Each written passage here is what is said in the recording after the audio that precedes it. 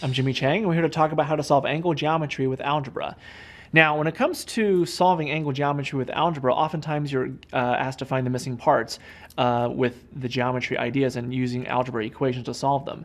Now, some of the most common places that you'll end up doing a lot of this stuff is in the study of angles, where we're looking at complementary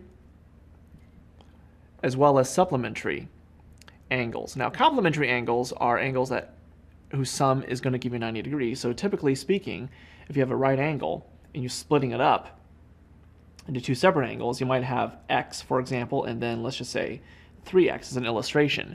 So a typical equation would be 3x plus x equals to 90 degrees. And what you want to do is solve for x. So you have 4x is equal to 90, divide by 4.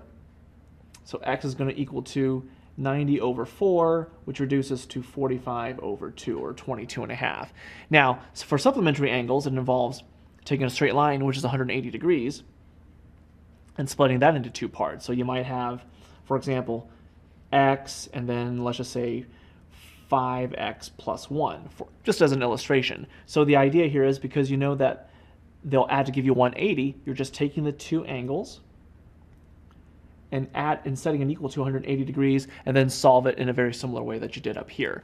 Now, another scenario perhaps would be in triangles, where you might be asked to solve equations involving the angles of a triangle. So if you have, let's just say x plus 10, and then let's just say 2x, just as a hypothetical, what you're doing is, because you know all the angles of a triangle add to give you 180, you're setting all these angles together and setting it equal to 180. And once you solve for x, just plug in the number in place of x, and then you'll find the measures of the triangle. So those are just a few illustrations in terms of how angle geometry is used in algebra.